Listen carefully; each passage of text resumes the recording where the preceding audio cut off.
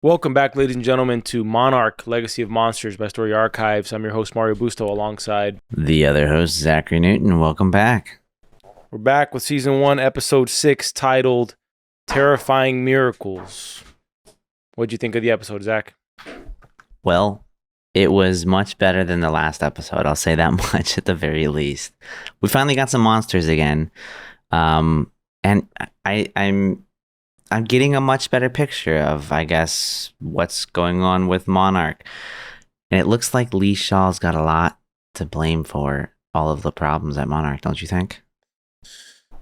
I think that he is actually not the problem at Monarch. It's whatever's going to happen after the fact in Monarch. But there seems to be a disconnect between the original founders and what the military decided to do about the Titans when they discovered them in the 1950s. Yeah, and that's exactly my point. Lee was up to take ownership of Monarch until he went against orders, and well, now he doesn't have a job doing what he should have done. So that's why I'm saying he's got a lot to blame for. I think the state of Monarch at this point, because it could have been his company or his branch, whatever you want to call it. I mean, I guess it just depends. He's kind of in a tough position, right? He's in love with Kiko, and he tried to be with her, but she has like a kind of it's kind of a bullshit reason from Kiko in terms of putting the world first or whatever you call it. But even if he didn't go to Japan, they probably could have been together, but it's not decided necessarily yet. But it does seem that something is going to occur where she ends up with Bill Randa at this point, as this kind of episode was pretty much highlighting the fact that they tried to get together. Mm-hmm. And she kind of was self-righteous about it all in her rejection of him at the lake right before Godzilla shows up, which didn't look like Godzilla because the tail was like very thin.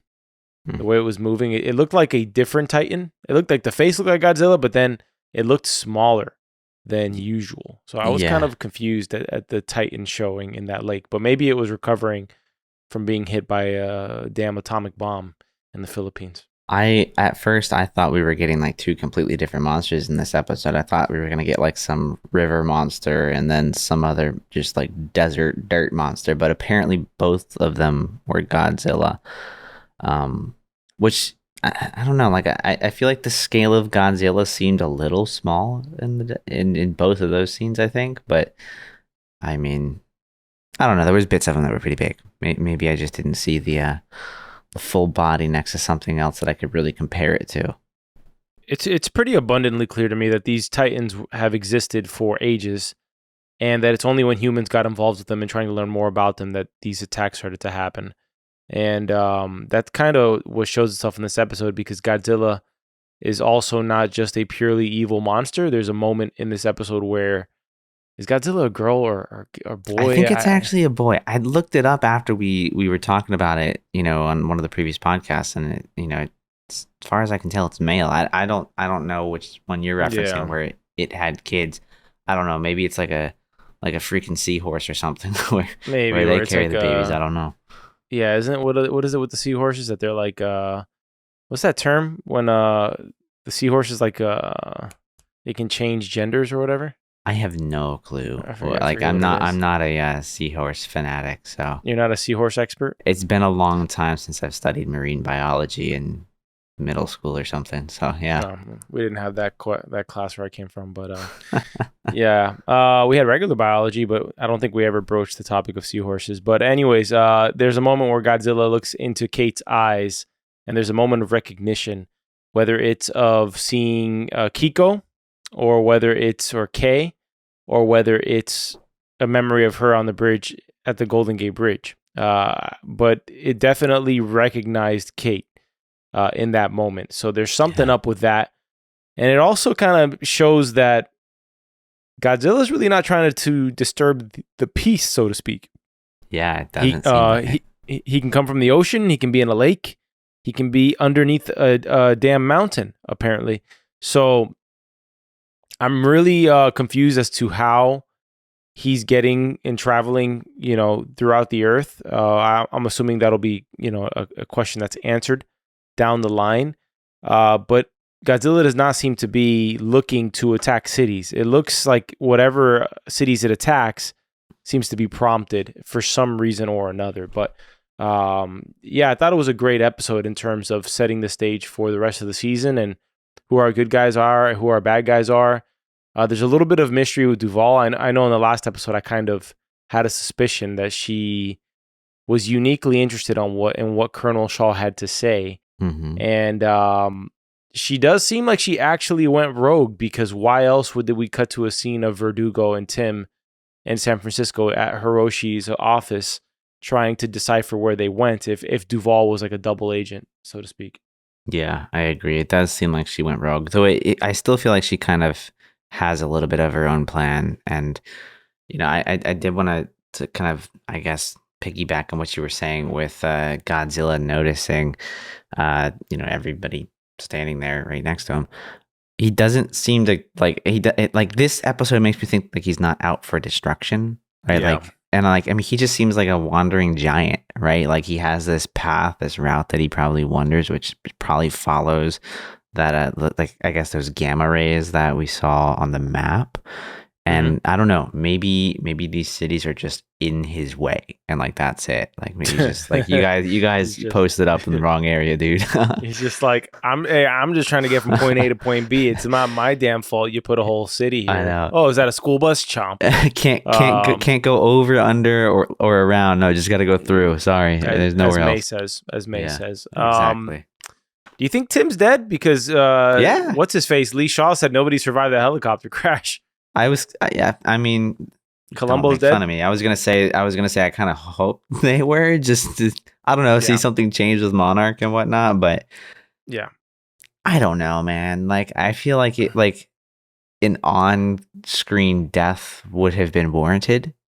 It was just Tim? Really like, pull up. Oh, the blades got hit. You didn't even hear him scream or anything like that. Like I don't even know if it what happened. If 92-year-old Lee Shaw didn't have so much as any, not even a limp after falling off that mountain, because they all rolled off of that mountain as Godzilla emerged from beneath them. Oh yeah. Right. Then I'm assuming Tim's alive, because at the very least he would have deserved a fiery death on screen. We're like a pull up, something like that. We didn't get any of that. Yeah. When we got to pull up, that was it. Yeah, it seems that Tim is part of the dark side. He has chosen his stake in the ground. He's going for career over saving people because he stayed with Verdugo. So, which is the opposite of Lee Shaw's decision.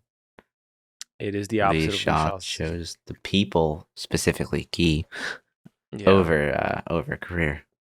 Yeah, Tim was really a special weasel in this episode, and I even was rolling my eyes at him Sherlocking the location. Oh my God, I know.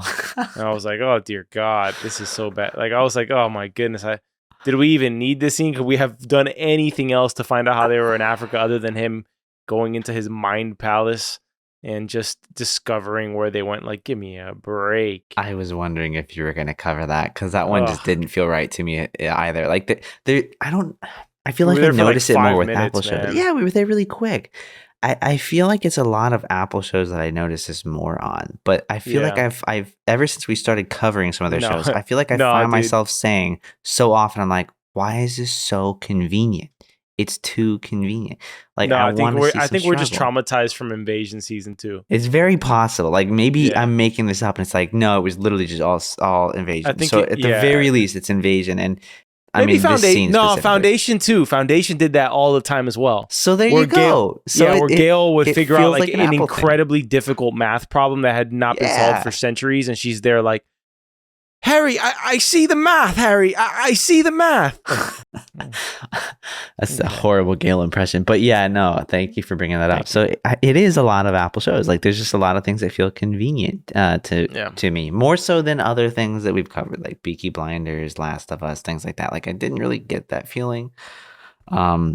Well, At least not that often. there are some convenient moments. There in are Peaky some. There are some. I'm not gonna say there's Yeah. none.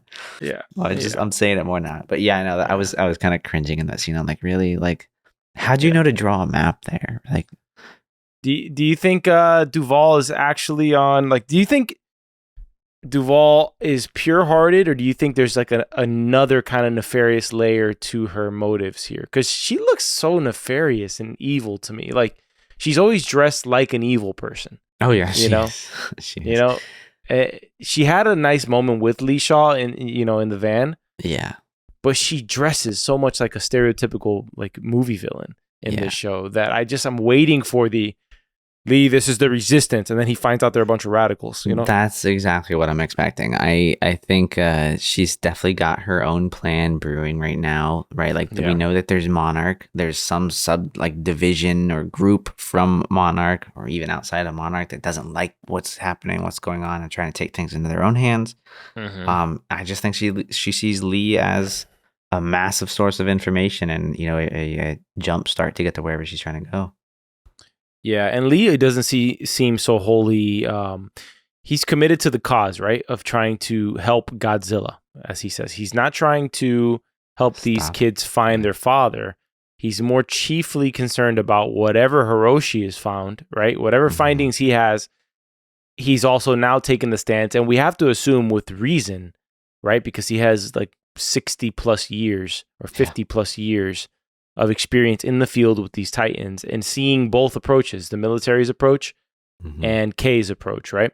So they must have found something out about this particular Titan or Titans in general that he feels there's a better solution than just trying to blow them all up. Yeah. I wonder if like maybe something that the people on Earth did like lured them out of their home or something, and maybe they're just lost now, like wandering lost giants. I don't know what he means by help him, but maybe by help him he means like we're going to use bait and guide him back into his own lair so he stays there and doesn't keep just walking around on this earth.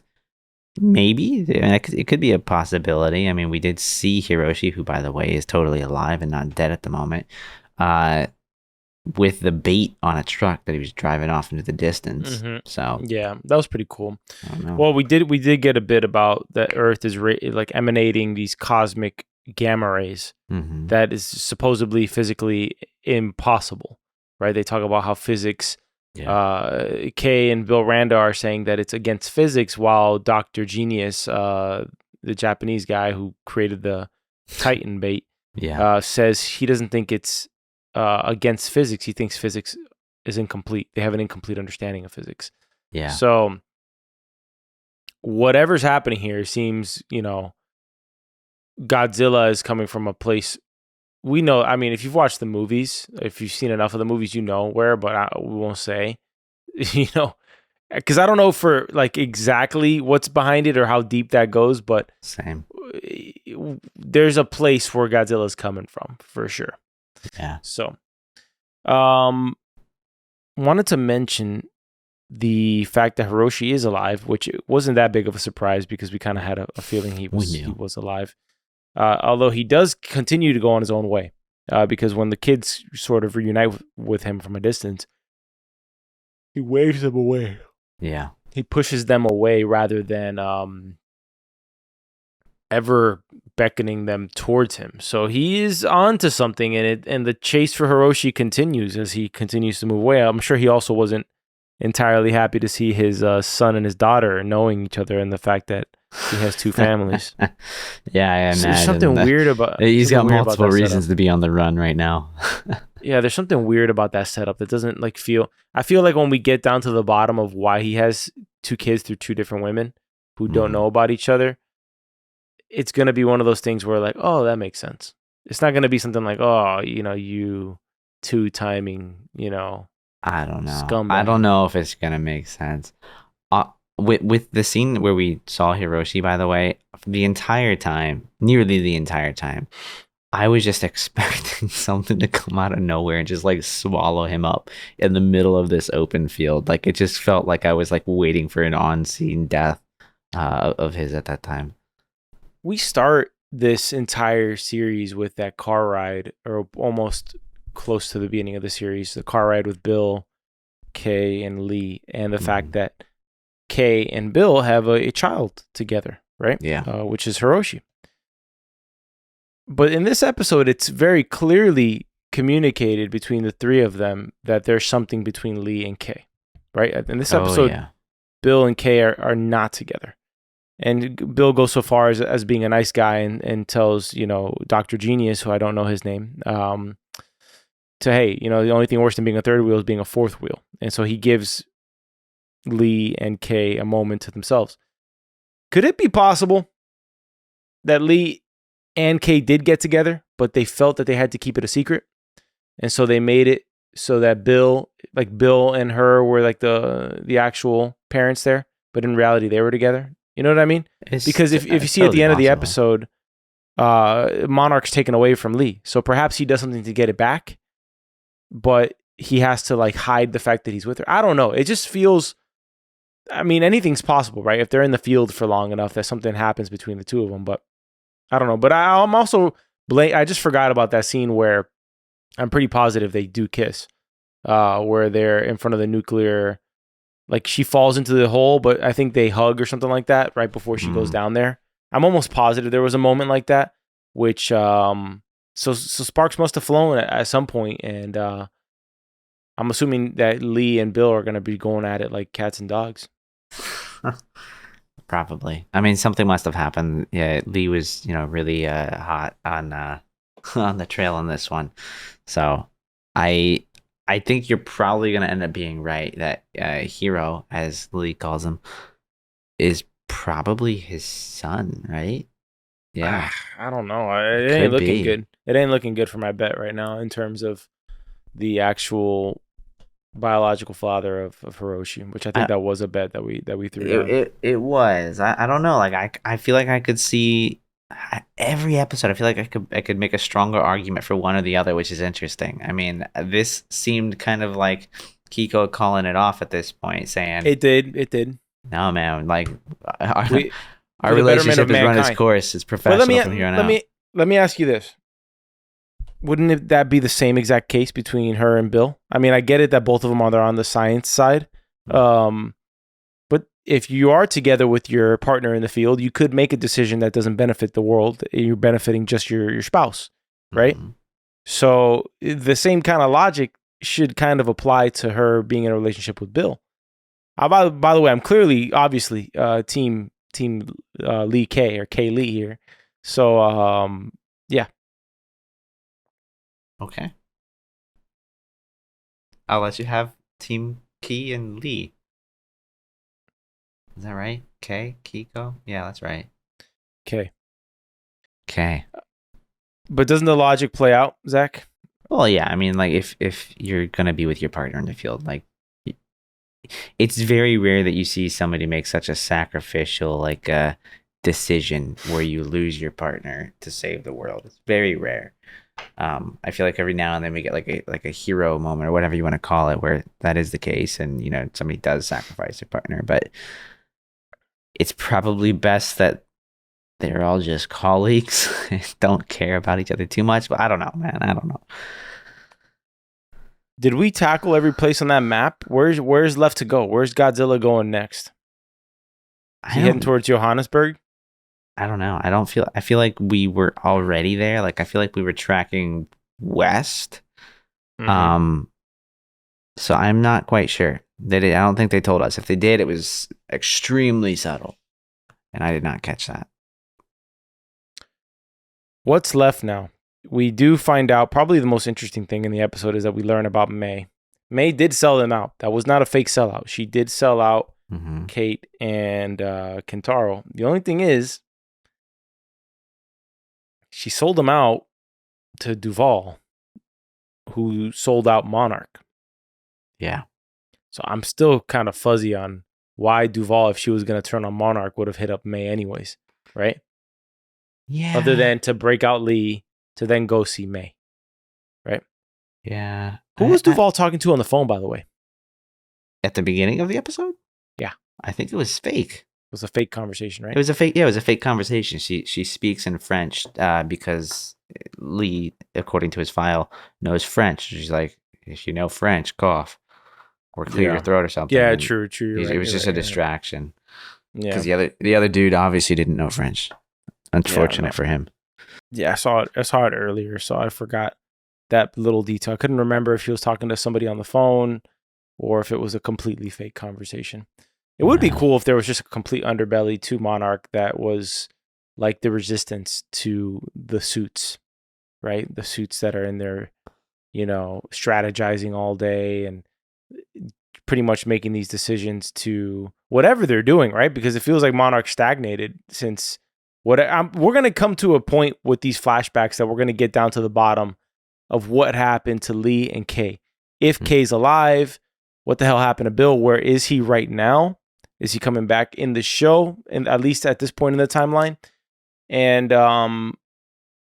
what Monarch's been up to since Lee was ousted to his very cushy retirement situation. Which, by the way, that retirement home looked eerily similar. Like the location of it looked eerily similar to the lake that they had that Titan bait on. If you looked at the background of where Bill was standing at certain points in the episode, right there. But it's more the shot of Bill, not the shot of Lee. When Bill's looking out earlier on. Yeah. It's earlier. But anyways, it looks a lot like the same area in Japan where Lee was pretty much stationed at. It sure does look Monarch close. supervision. Yeah, I mean, I'm not like super familiar with architecture and lay of the land over there, so a lot of it does look very similar to me. So I think I recognized like the mountain in the background, and there was like a street that looked just like the street that they took the van down. A gravelly street. I don't know if it was gravelly or not, but it was like a 2-laner. It was concrete, I think. But anyways, what's gonna happen between May, Kentaro, and Cate here? Now that May has confessed that she pissed off some people. We still don't know which people she pissed off. Apparently, she has a boatload of money, so she probably stole a lot of money from some people. And her name is not her name. She lied about pretty much everything. She went to Japan, and she wants to go home to see her family. So she has a full-on family too. Yeah. I think this whole thing between May, Cate, and Kentaro is going to blow over really quickly. I don't think we're going to like have a lot of ongoing drama here. I have a feeling like by the time we get to the next episode, as they're entering the town, they're still going to be at odds for a little bit. And they're going to be like, yeah, no, we really need you. I mean, I guess you did that before you knew us. So whatever. We've all done bad things. Well, I don't think they're mad at what she did. I think they're mad that she sold him out. And by the way, it was fun. It was kind of funny that she only apologized to Cate and not Kentaro. But she did do something pretty grimy. She used the saying that helped get Cate through her little traumatic episode in the previous episode. Yeah. When they were down in the tunnels in San Francisco. Mm-hmm. She used that the only way to get out of the storm is to go through it. Yeah. In this moment, which was a little bit kind of grimy to get what she wanted, right? Because she wanted Duvall shot her a look like, hey, get these two under control or the deal's off. Yeah. She gave her that kind of look. Yeah. Well, I mean, that's what I think is going to happen. I think it's just going to blow over pretty quickly. I'm curious to see how long Lee and Duvall stay out on their own before they either sync up with Hiroshi or regroup the kids. Like, it's inevitable that they all get back together. We gotta get the Hiroshi episode next episode. Like, you cannot keep having this guy nearby and then he goes to another place. Like the ghost of Hiroshi's past. Yeah. He has to at some point speak on camera. Yeah. In this timeline, right? In 2015. Yeah. So he's obviously on a noble mission. It's just about finding out what he's doing and if he's going to involve his kids, because Cate is just like her grandmother. She has that moment even of awe when she's like, Godzilla looked at me, she recognized me. So, and you see like the pupil like widen, of Godzilla. It was a really cool moment, actually. I do wonder though, like Under the Mountains got like kind of a weird place for Godzilla to be. Yeah, like that's what I was confused about. Like, how did he get there? How long was he just chilling there? I mean, it couldn't have been that long because the G Day in San Francisco was like what, a year ago? Yeah. I Yeah. don't know. Maybe he just buried himself in the dirt like a lizard, massive ass lizard. But Hey, maybe it was a fake mountain the whole time. That's crazy. No, I doubt it though. what, like on the mountain? You imagine like if it was just Godzilla's shape and he was like forming the whole mountain? That doesn't make any sense. But Yeah, I know you must have loved the scene of seeing 90-year-old Lee Shaw roll down the mountain and not be scathed at all. not by have it. a broken hip or a rib or Nothing. and any of them. Just the bad people died in that entire Yeah, yeah. roll down the hill. Yeah. Now here's a couple cars just or go-karts, whatever you flying want, down, like flying literally down. missing you by an inch, massive boulders. Did you see that one guy? He was rolling backwards and this big like boulder just got right in front of him and like crushed him or something. Yeah, they were rolling down the mountain like that baby from the movie Kung Pao, where the Mm. baby gets like rolled down the cliff, and then a woman picks her up and says, "Oh, sweet, a little baby," and they just continues to throw the baby down the cliff. You gotta look it up if nobody's ever heard of that, but it's like a parody of a kung fu movie. All right, so Godzilla's walking off in the distance. Lee and Duvall have split to go track Godzilla. May, Kintaro, and Cate are heading towards the nearest city, which I'm assuming they're going to link up with Hiroshi there. Mm-hmm. Maybe Lee gets over his head. Maybe we find out where the hell Godzilla's coming from, because in Alaska we did see like this weird, shiny, like I don't know how to, like bioluminescence almost type of thing. It looked like a plasma beam just firing Yeah. out of the earth. Yeah. Yeah, so I'm assuming we're going to find out where the hell Godzilla comes from and why that plasma beam didn't emanate, like didn't project out of the mountain that he crawled out of. Yeah. But who knows? Either way, the show's pretty fun to watch, and it's definitely a hit on Apple's hands. I just don't see this show going more than 2 to 3 seasons. I don't see how this concept wouldn't be overdone by the time we get to season 4, but I could be wrong. They could find a way to completely change my mind. I'm sure they could milk a lot out of this, but I understand where you're coming from. I feel like, I mean, like This story, yeah, at this least. specific story like is like such the focus of season 1. I mean, I do think this will be wrapped up, but I don't know what other kind of like mysteries we're gonna get thrown at us towards the end of the season that lead us into a season 2. I want to know what this giant event is that has Hiroshi going across the entire world. Like, what is so serious that he's hidden it from Monarch, right? Mm-hmm. And what is so serious about what he's discovered that he needs to go on this mission by himself, right? Like, what was he gonna do with Godzilla? You get what I'm saying? Like, Well, let's say Godzilla comes out. Let's say nobody shows up and it's just Hiroshi in that desert, right? Mm-hmm. I'm not saying he's gonna die. Oh, okay. I can see what he was doing. Okay, whatever's gonna go down is gonna happen in the next episode. He had the bait on the back of the truck. Yeah. So he was obviously gonna drive the thing to somewhere, and it has to be nearby because that truck's not going across the world. No, it's not. It's not driving back up to Alaska. Yeah, so you figure wherever he was gonna take Godzilla has to be somewhere nearby in Africa, like in the middle of this desert. Yeah. Right. And it's obviously a reason why he put it in this desert, because there's no one nearby, even though there is a town just over the ridge that we see at the end of the episode. So hopefully Godzilla doesn't go and do what you said at the beginning of this episode, which is pretty much he sees cities as just like extra paved surfaces to walk on. I think he walked in the opposite direction, thankfully. Yeah. So I don't think that's going to happen. But yeah, I do think next episode, to your point, is going to be the Hiroshi episode. We can't not get it, right? Like, we just saw definitively that he is alive for the first time, and we still hardly know anything about him, other than the fact that he's Cate's and Kintaro's father. Yeah. And he's married to 2 women. Supposedly. Yeah. All right. Let's conclude it. Let's do it.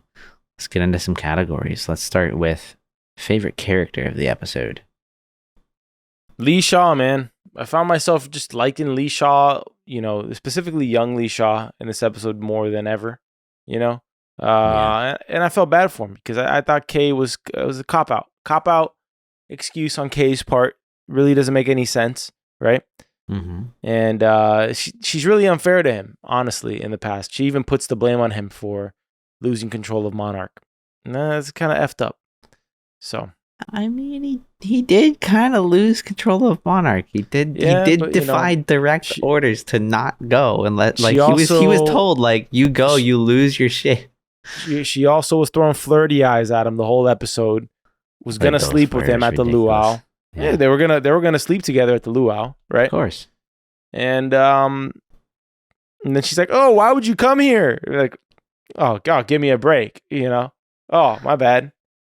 Guess it was just me who was trying to get it on. I read it like they both had like an agreement. Like there was like, look, we need to take ownership of Monarch. We need to make sure we're in control. And it was just like your lust for Kay. I mean, I just guess ruined that. That's the way that I was kind of reading it. But I don't know. Kay looked ready to get it on at that ball. Oh, she definitely. I definitely think that's what was about to happen. You're just rooting for Bill Randa, man. Shut up. Bill Randa. Anyways, look. I mean, if it helps me win a bet, I mean, great. Like, yeah, I know why. You're not kidding me. What's the next category? I will, however, pick Old Lee Shaw on this one. Okay. Nobody else really like stood out to me like they were taking away the entire episode. I think it was Lee, it was Kay, but I'm gonna go with Old Lee on this one. Okay, I'll leave it with that. How about favorite scene of the episode?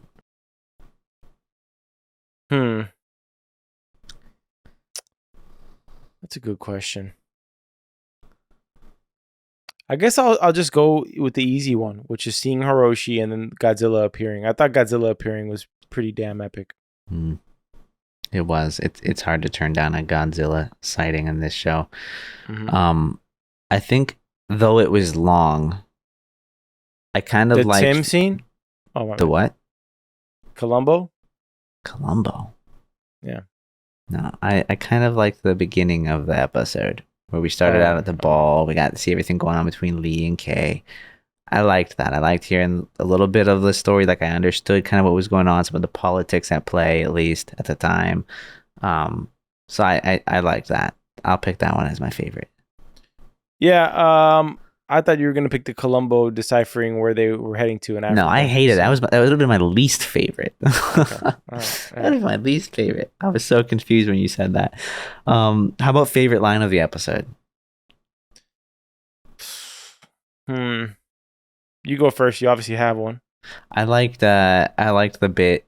It was the dialogue between Lee and Kay, where they were talking about, the world is a hammer, everything's a nail, or something like that. Oh, okay. But more specifically, yeah, it's the hardware store. That's the one that I liked. Yeah, I liked the Japanese genius who created the Titan bait. I think where he said. He said when she says, "Oh, Titans are terrifying," and he says, "Good, miracles should be terrifying, shouldn't they?" Yeah, I also liked from the same guy. I liked his line when he was trying to explain his gamma simulator. He's like, "I invented a gamma simulator. It simulates gamma rays." It's like, okay, that was circular, but thanks. I liked when the guy was explaining to him what a fourth wheel was. He says, "What do you mean a fourth wheel? It was terrible. It's the most stable wheel. Four. Every vehicle has four wheels, anyways." Is that it? Right. I get it. Good episode, though. All in all, looking forward to the next one. All right. Thank you all for tuning in. We hope you're enjoying Monarch Legacy of Monsters as well as our coverage of the show. We also hope you are staying tuned with our other shows on the channel. I'm covering Hard Knocks Miami Dolphins edition, which I'm going to be posting that episode tomorrow on the channel. And stay tuned for that. It's been a busy week, so it threw off the recording schedule for Hard Knocks. We're also doing For All Mankind. Probably be recording that either Sunday or Monday. But we are on track with season 4 of For All Mankind, which is, I gotta say, it's probably second to Hard Knocks for me right now as shows. Wow. I'm enjoying For All Mankind more than season 1 of Monarch Legacy of Monsters. And that's not a slight on Monarch. It's just a compliment to how good season 4 For All Mankind has been so far. And if you haven't listened to our Sasses episode where I talked about the best shows of the year and my personal favorites, Zach's personal favorites. Hey, man, my favorite Korean reality dating show is back out of nowhere. Singles Inferno is back, man. Season 3. Let's get it. 3 episodes, man. Yeah. Season 1's fantastic. I'm telling you, it is pure garbage TV, but it doesn't feel like garbage, you know? It feels like what you're seeing is real, but I don't think it is. It's just no way. There's just no way. In terms of like the results of what happens on screen and who ends up together, like nah. You love it, Zach. I look, I'll give it a shot. You know what I just started watching though? What's up? Shrinking on Apple TV. Oh, with Jason Segel and Harrison Ford? Yeah. The only reason I'm watching it's all right. Like, it's all right. The only reason I'm watching it is because Harrison Ford's in it. Like, it's good. I mean, it's like, it kind of reminds me of, I get the same feeling watching it. It's like when I watched Ted Lasso. I'm not saying it's anywhere near as good as Ted Lasso. But, it's just kind of like that, like, lighthearted, like, I guess vibes. I don't know. The comedy is interesting. Some of the comedy is a little dark, but I like it so far. But I'm staying in it because Harrison Ford's in it. That's all I'm gonna say. I am. What have I been up to lately? What have I been watching? All my friends are on me to watch the movie on Netflix, Leaving the World Behind, or I Left the World Behind, which is a Sam Esmail, the guy who directed and wrote Mr. Robot. Someone just told me about that. And everybody's up in arms about this movie right now and watching it. So it's doing great on Netflix. I saw Killer by David Fincher. That was terrific on Netflix. I really did enjoy that one a lot. I hope that one turns into something a little more. I started watching a show called Pluto on Netflix, and the first episode was really intriguing to me. Thought it was a really interesting premise. Kind of reminds me of another Fincher film, Seven. Kind of reminds me of that a little bit. And if you want to get into the Christmas spirit, the Great British Baking Show, always a gem of a show. Yeah, always a gem. Even just to put it on in the background, they always get the most wholesome people to join that show. It's great. And then on the reading side, I am halfway or more than halfway through The Fellowship of the Ring on Spotify audiobooks. Unfortunately, Spotify has a terrible system with audiobooks where they cap you at 10 hours of listening a month.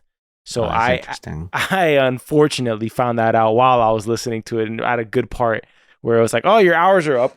In 13 days, for more? You got to pay for more, but I'm not going to pay for more. Well, I was wondering how they were making money off of that, because that's given a lot away for free. No, I did a free trial on, dude, I would pay a more expensive membership, but I'm not going to pay 10 or 15 bucks every time I want 10 more hours of listening time on Spotify. So it's not right now, I don't think it's a good pricing structure, but then again, they also caught me like right in the middle of like a great part in Fellowship of the Ring. So I went to Audible and I did a free trial over there, and I picked up the book there. So I'll listen to it there. And then once I finish it at Audible, I'll come back over to Spotify once my hours renew and listen to The Two Towers, which, by the way, Peter Jackson, who directed and adapted Lord of the Rings to a movie, bro, he's so talented, man. It's a perfect adaptation in terms of what you would pick from the book, at least as far as my memory serves me. But as soon as I'm done with all three of them, I'm going to do a rewatch like I did last year of all three extended versions of The Lord of the Rings, which is glorious. Chef's kiss, man. Awesome. Well, that'll do it for this episode.